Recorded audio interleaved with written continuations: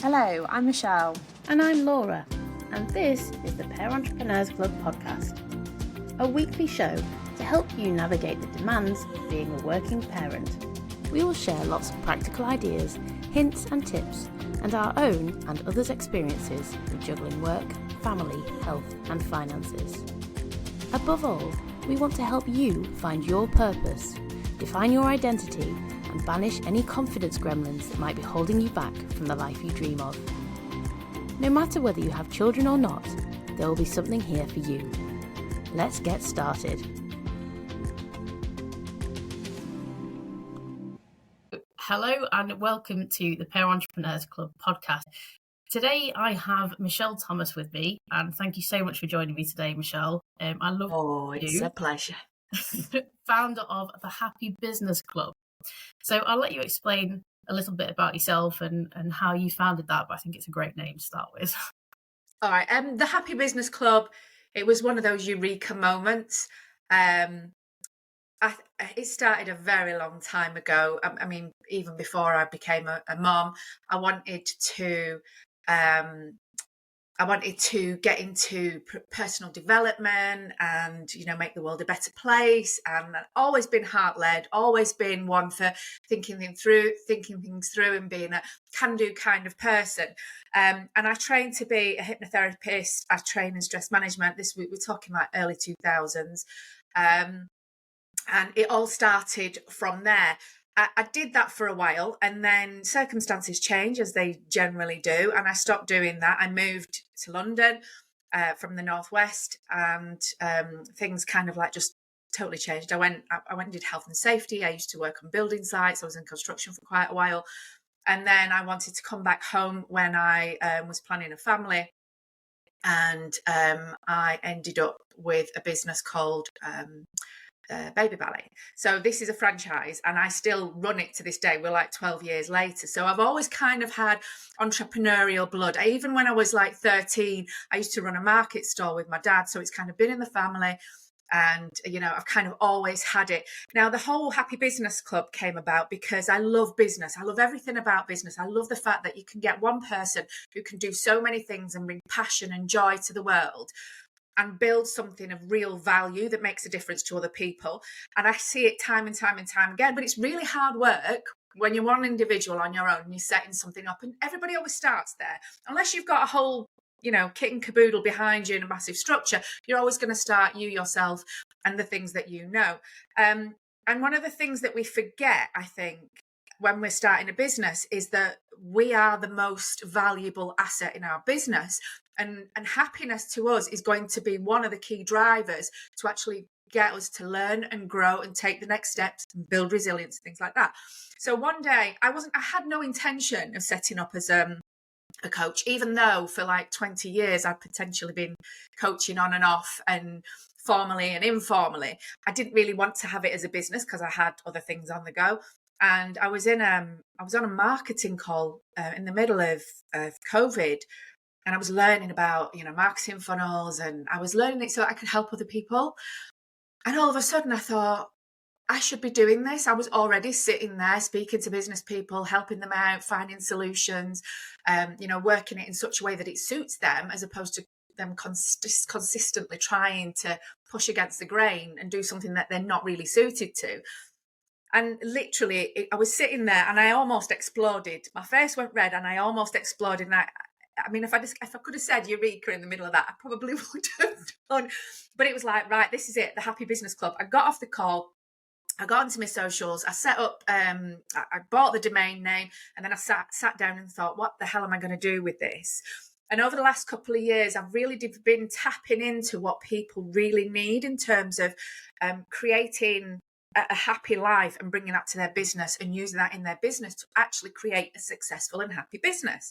So that is where I've come from. And one of my key drivers, and it's quite apt for this podcast, I think, because pair entrepreneurs are one of the biggest groups of people that I work with, primarily because they're the kind of people that have a reason to do it. A reason to do it is usually your family, your kids, your legacy, what you want to teach your kids and things like that. So, it's doubly important to show lead by example and show that you can, take control of your own happiness, make it a priority, and put that back into your business so that you can help other people. I mean, what kind of amazing thing is that to show your child? And I've got a 9-year-old, and off the back of the things that he sees mummy doing, he's going off and doing things in his way. And it's absolutely glorious to see him coming back with a little badge saying wellness ambassador or something like that. So that's all how it came about. There's lots of other stories about touching my toes and, all sorts of eating cake, which we'll probably get into. Yeah, we'll but come back to that cake, was the beginnings of it. That was the beginnings of the Happy Business Club. Yeah, no, thanks for that. And I think you're absolutely right. And, I started out with my business of the HR crowd, building on happiness as a foundation because it was so important to me, knowing that my journey of becoming a parent in a workplace in, pre-COVID, where it was very much 9 to 5, presenteeism was a big thing. I'm not feeling fulfilled, feeling all that guilt of running across town to get to the nursery. That's the word. That guilt. That's the word. Absolutely, yeah. So it was a real passionate, kind of key driver for me to say, well, this is where I want to spread this message in organisations because they get so much more out of people if they could support particularly working parents. And again, that's the evolution of Parent Entrepreneurs Club. Yeah. Because it's happiness equals productivity, people are much more creative, so many benefits to it.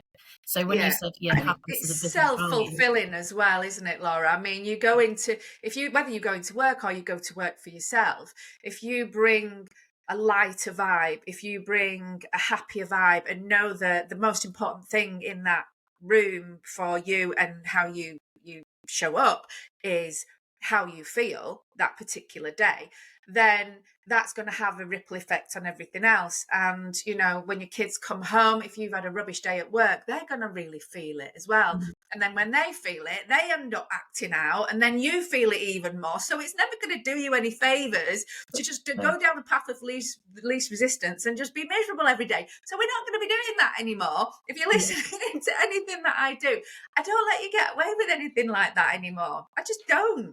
Yeah. It's not necessary. Yeah. It is so true. You'll be familiar with this as a coach as well, as, a lot of my conversations with managers is where are you actually playing off when you enter a room? Because if you come in and you're carrying all the troubles that you've had over the weekend or the arguments you've had with your family, whatever that might be, and you're bringing that with you, you're automatically kind of on, playing on a scale of 1 to 10, a 2 or a 3, and that feeds into the rest of your team. Yeah. So, what can you do to energize yourself and change that mindset to reflect a better team morale and get people up to that higher level? And it doesn't take a lot. It doesn't take a lot. It takes consistency. It takes small actions. It takes true actions as well. I mean, a lot of it is about trying to figure out how it works for you. Whatever kind of energy you bring to the table, if it's your best energy, it's going to look different from the next person, the next person, the next person. So figuring out how that manifests itself and how you get to that point is a key component of the work that I do, especially when I'm working one-to-one with people. I do a thing called Biz Besties, where I do a lot of very personal support with business owners, and it doesn't matter what it is that they want to particularly do, what the outcome they want. It's the input, it's the what energy do they bring and how are they going to reframe things and look at things in such a way that they bring their best energy to it. And it's something that I do myself. I mean, even something simple like writing an email. I can go in there, I can write the most boring email in the world, but I choose not to, because that's not a true reflection of who I am and what I want to bring. So instead of that, I mean, ChatGPT is a brilliant thing, but it'll never do as good a job of being me as I am. So I'm quite happy to sit there and spend an extra 10 minutes actually feeling into what I want to say to that person, to make sure that when I say it, it's with the most genuine love and affection and the clearest message that I possibly can. And that really comes from the heart, and that comes from developing a way of flipping into that and using it to the best of your ability. Does it make sense? Absolutely. And I think that's it's a hard journey as well, because For me, I started out thinking I want to be completely authentic, and that's sometimes being vulnerable.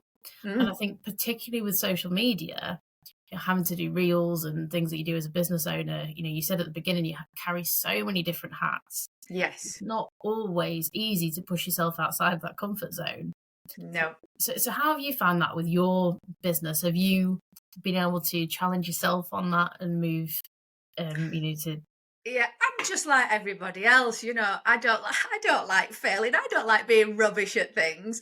But I know for a fact, and this year it's one of my drivers, if you like. I want to fail more. Fail as in give myself the opportunity to do something and allow myself to do it badly before I get good at it, because high achievement, perfectionism, putting your parents and your family say you're the first one at university, you're cleverer than us, and it's not about that. It's about you've got to experience the other side of it.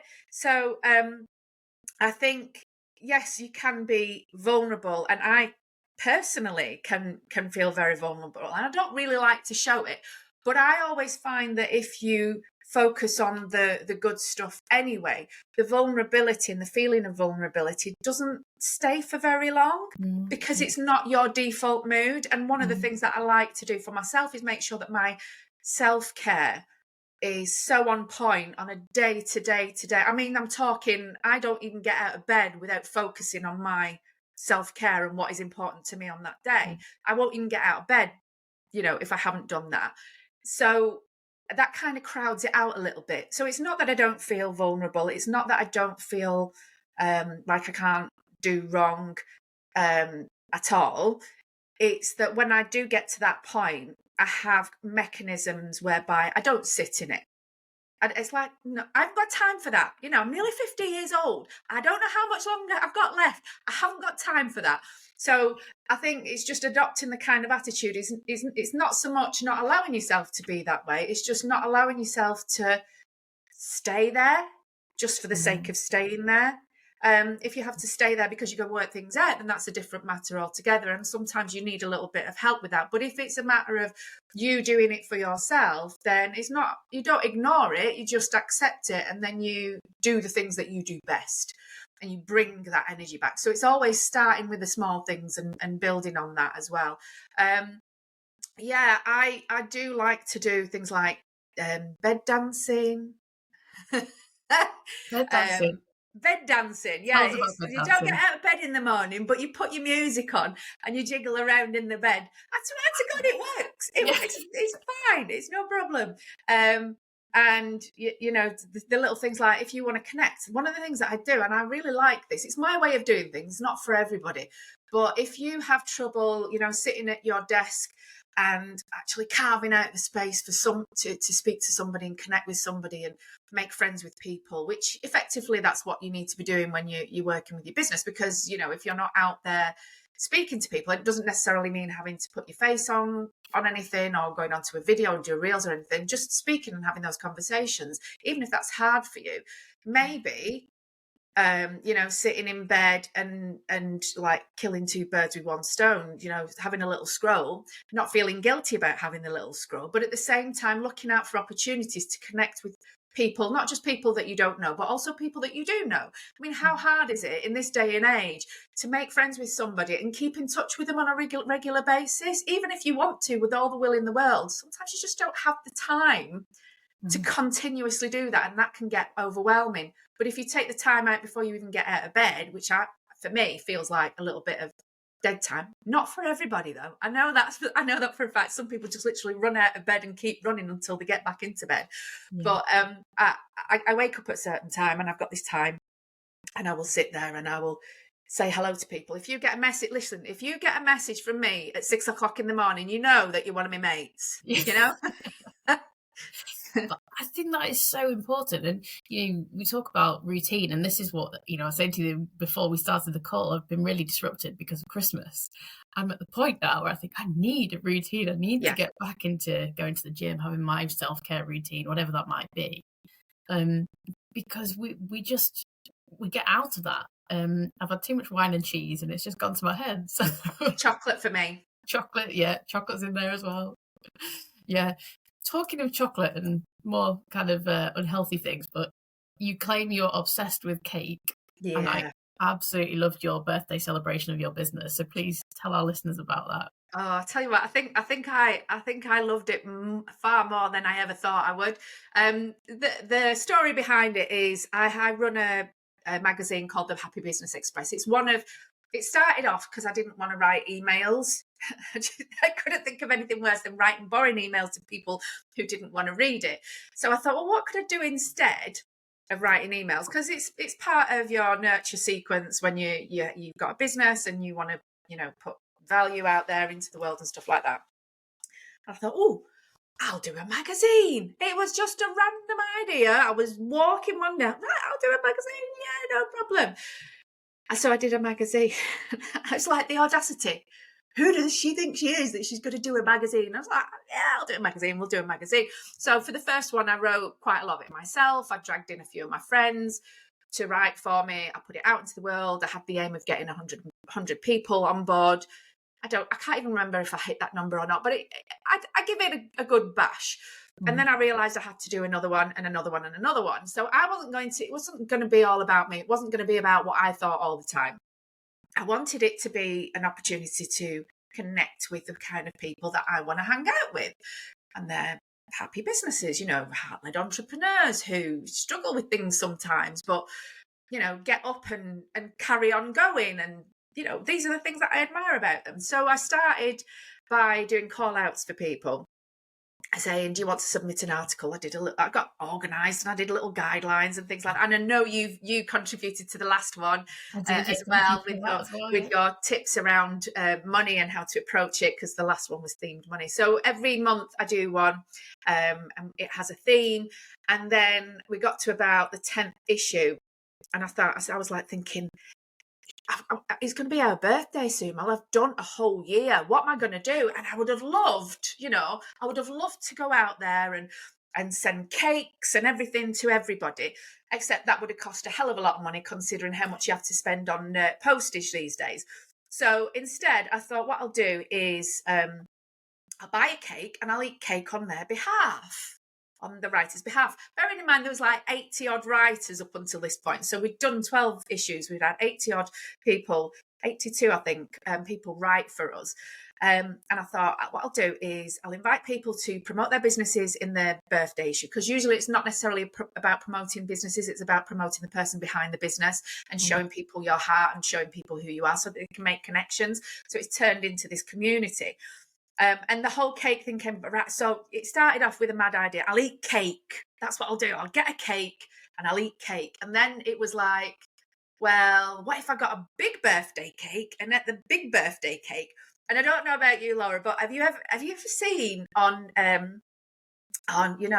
TikTok and YouTube and stuff like that, you have these people, I think it originated in Korea, mukbang, where it's an eating thing, an eating challenge. They do a lot of slurpies and they tell you their stories and they're eating these vast quantities of food. Yeah. I think the most famous one was an American guy called Nikocado Avocado. And it was all about the drama llama. It was literally all about the drama, but he built a business around it. Nearly killed himself, but built a business around it. I wasn't going to do that. But I did like the idea of doing something that was quite challenging. And about a year ago, I had gastric bypass surgery. So effectively what that means for me is that I can only eat tiny amounts, I say 2 chicken nuggets worth. So I can only eat small amounts at a certain time without making myself ill. So doing this actually was a challenge. Eating cake all day was a challenge. I didn't realise how much of a challenge it was going to be. I didn't actually think I'd eat the whole cake because I bought one of the big massive ones from Asda, for 40 people. Yeah, it's huge, yeah. Yeah, it all branded up and everything. It was dead exciting. I put my spangly top on. I had streamers and all sorts decorating my room. And then I thought, right, I'll tell you what I'm going to do. I'm not just going to sit and eat birthday cake all day and stream on Facebook or whatever. I'll get people who are in the magazine to come on and have a chat with me and because they were offering prizes and things. I thought, we'll do a little promotional thing. So I literally got a piece of paper, wrote down in half-hour increments, like who wanted to come on. And I went and invited everybody. And then everybody wanted to come on. So I was literally from 8 o'clock in the morning, every half hour, I had somebody new coming on. And then they had to bring cake. And it was all right for them. They only had to bring one piece of cake. But I had to eat cake every single time. So I was there chomping on this cake whilst they were telling us about all these exciting things. And we were having a dance. It was a proper party. We were having a dance. We were having a laugh. They were talking about what they do and the people that they work with. And it was so good. And I kept my energy up literally from 8 o'clock in the morning till 6 o'clock at night. And then I'd book myself on to do a talk in a group somewhere at like 7 o'clock. So Wow. I was still on the go at 9 o'clock, but I swear to God, I slumped after that and literally eaten cake and drank water all day. I didn't have time to go and eat anything else. So you'd think that would put me off cake a little bit, but no, that did not. Wow. No, we managed I took the rest of the week to eat the rest of the cake. I gave a little bit away. I gave some to my son as well, because he was all for the cake. He takes after his mum. And not only that, I ended up going a couple of days later to a workshop about print on demand. Where you create merchandise and you go out there and you can sell it. And by the end of the day, I'd actually set up a shop with T-shirts with cake slogans on it. So you've got a great evolution of a business there. Because it was by accident. It wasn't on purpose. Yeah. It was a bit of fun. So I started doing that. I need to go back to that at some point in the not too distant future, because in fact, I should have worn my cake T-shirt today. I've got one that says, "I eat cake for breakfast." That's my favourite one. Brilliant. Absolutely love it. Yeah, so it's the fun stuff. It's the fun stuff that keep you going, that keep your energy up, and that keep you alive, keep you motivated. And just by doing that myself, I spread that to other people. I mean, if I go back and I rewatch some of the videos from that day, they were only 10, 20, 30-minute videos. But I had such a laugh, and everybody that turned up was just so bright and vivacious and excited about their businesses. This is the thing. It says the energy was contagious, and they were excited about their own businesses. And that matters to me, because I have this mission that I want to lift the mood of the planet. But I know as one person, I can't do that myself. I know I need more people like me to create that ripple effect and help people to make more of their lives and create betterment in their lives, so that they can then start feeling really good, which in turn has it is contagious. And by seeing that, it lifts my heart. It feels like I'm doing my job. It's phenomenal. I used to volunteer for Action for Happiness, and I still follow their kind of calendar of events and really heavily promote that, because it is so powerful, and it's the biggest realization when I started networking with other business owners. It's having that passionate people that are really excited about what they're doing, rather than working in a team of people that are constantly moaning, because it happens in big corporations. Yeah, you wouldn't get away with that if you were anywhere near me. I wouldn't stand for it. I just wouldn't. It's fab. What I do want to ask you as well is, you mentioned about doing a stand-up comedy routine. Oh, yeah. Oh, it's just one of my mad ideas. Yeah. I tell you what, my best ideas are the ones that I do on a whim. And I attribute it to developing the skill of doing things wholeheartedly. Mm-hmm. So it's just, if we're at the beginning of the year, so you write down, these are the things that I want to do, not necessarily a bucket list, but an intention list or a resolution list at the beginning of the year. And you put a few fun things in there. It's like, I'd like to do this, I'd like to do that. I think sometimes it's about throwing caution to the wind and taking that first step and going doing it. Yeah. And being in the position where you're like thinking, shit, am I doing it? I can't believe I just put my name down for that. I don't know if I know what I want to do it.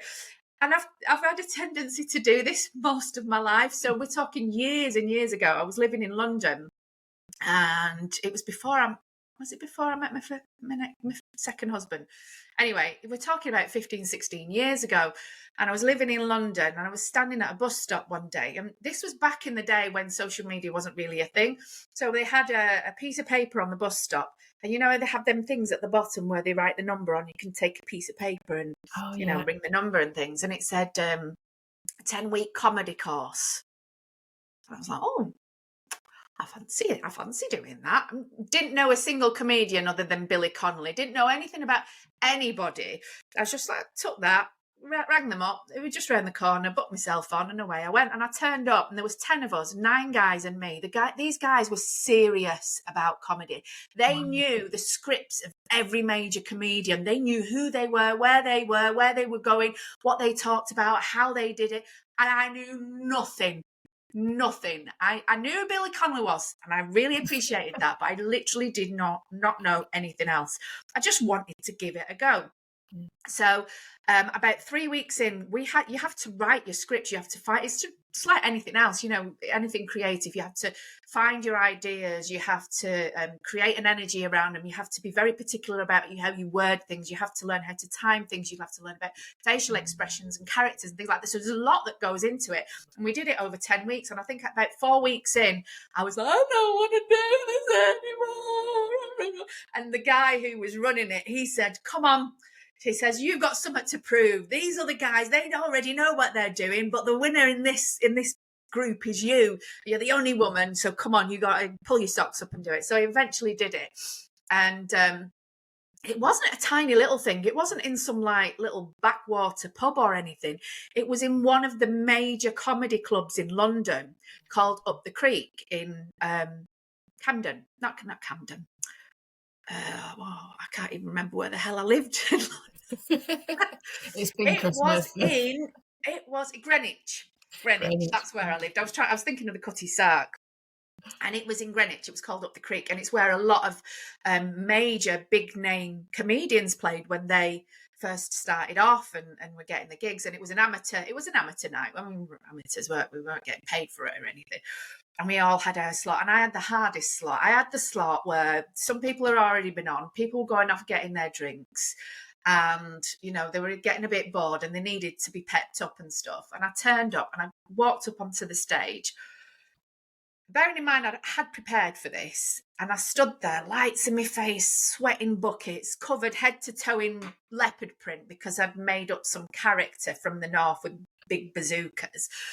And I opened my mouth. Scary Spice, that's the image I'm getting, or what's that? Was it a bit like Scary Spice? Something like that, yeah, something like that, but even more common, right?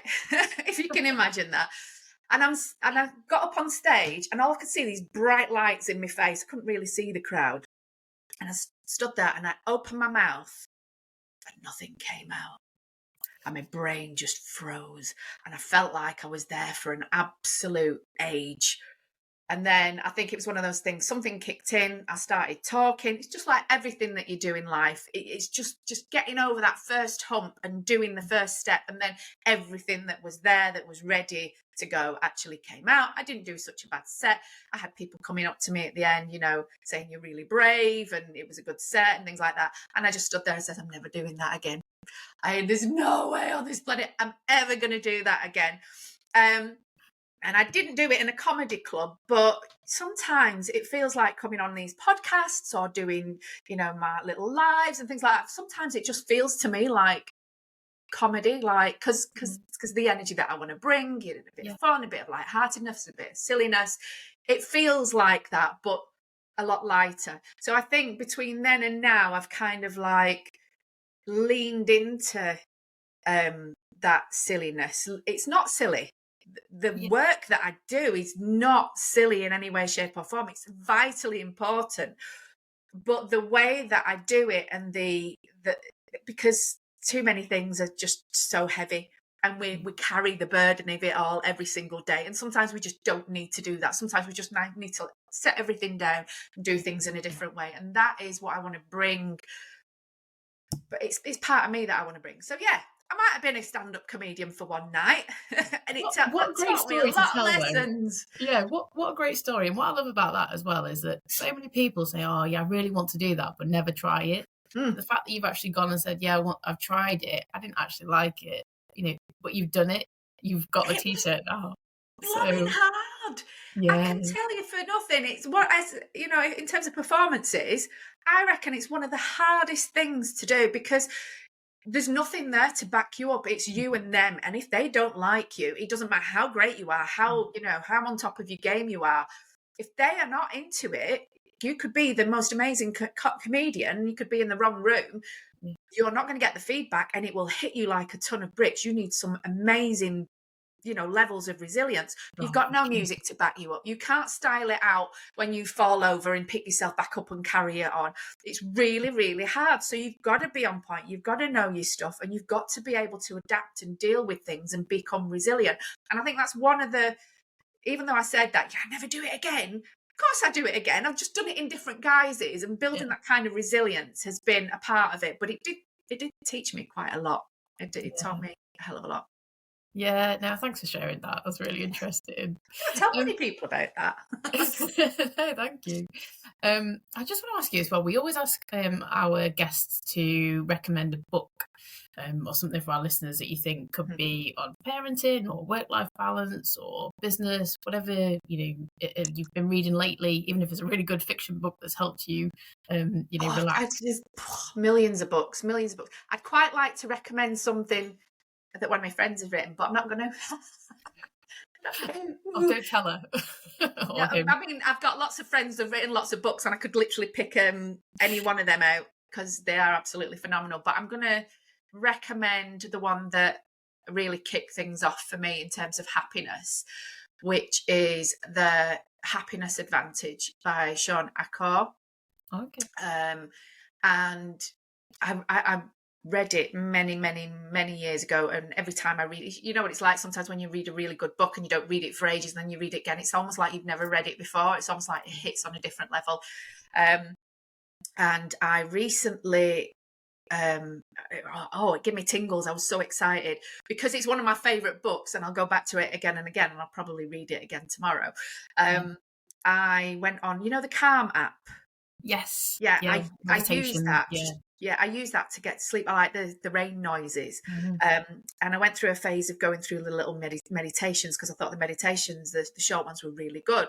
And I found a few, like famous people do it. There was one by Sean Accor. I was like, oh, I want to see what he says about things. And again, it was like, way, I won't mind listening to that again as well. So I'm going to recommend The Happiness Advantage. And I'm going to recommend it to myself, and I'm going to go off and read it again. Yeah, absolutely. Thank you. Yeah, we'll put that in the show notes, and I'm going to put that on my Amazon book list to get a copy of that because I've not heard of that one. So yeah, thank you so much. And really, just if you can just tell our listeners about how to find you. I know you're on social media, and if you want anyone to write for your magazine or to get a copy of it, where can they find that? Yeah, I think the best place to start is the Happy Business Club. So my main socials are Facebook and Instagram. The Happy Business Club. That's it. That's the handle. If you want to write for the Happy Business Express, once you get yourself on there, you'll see links to actually click through, or you could DM me and ask me about it as well. What we do is every month we have a theme, we have a deadline, I have got guidelines, and if anybody wants to write, it doesn't matter if you've never written before. If you've got an opinion, if you're an expert in something, if you've got a point of view, if you've got a story, if you've got hints and tips, if you've got freebies and podcasts and things that are of value to other small business owners, then I really want to hear from you. I'm not bothered whether you think you can write or not. I've not come across anybody yet that hasn't been able to put together a really beautiful, moving story. And they've said that they were dyslexic or whatever. It doesn't matter. What I'll do is I'll put your heart on the page. That's what I want to do. I'll put your heart on the page because I want people to connect with the real you. So that is the kind of thing that I'm looking for. I can't remember off the top of my head what the deadline date is for the next issue, but the next issue is coming up soon, and it's about Mojo. So Mojo is motivation and joy, which makes the secret source of who you are and how you bring it to your business. So we'll be talking a lot about that because it's my favorite subject on the planet. And I do have a Facebook group. We get up to all sorts in there. At the moment, we're doing a thing like a little beginning of the year. I decided for myself that I was going to get back on top of my habits again. So I've created habits that I've done for the last couple of years. Now I want to up level them and create some new ones. So I've got a tracker and I use that as well. And that's free. That's on the group. So if anybody fancies having a little dance around with me and learning all the weird and wonderful goings on of the mind of a happiness coach, that's where you'll find me. Fabulous, thank you. And as I said, we'll put all those links in our show notes. And having written for your magazine in December, and I can say that the guidance was absolutely fantastic. So if anyone is nervous about it, then you will get full guidance from Michelle. So do get in touch. But thank you once again for sharing all your stories today, Michelle. Really great talking to you. I love sharing my stories. I got millions of them. I'll come on again next year and I'll tell you a few more. How's Absolutely, that? Maybe we can have like a special cake edition next year. We can do a cake podcast. Oh, that'd be awesome. That'd be brilliant. But next time we do it, we've got to bring cake. So you bring cake and I'll bring cake, and we can sit here munching cake together. That'd be fabulous. Good. Fabulous, yeah. All right then, Laura. Thank you so much. All right, thank you so much. Thank you for listening. We hope you enjoyed it. We rely heavily on word of mouth, so if you found value in this episode, please hit subscribe and share it with family and friends. If you'd like to find out a bit more about us, you can find us on our Facebook group, Pair Entrepreneurs Club, or alternatively on Instagram, PairEntrepreneurs_club. We hope you have a great week, and we look forward to talking to you next time.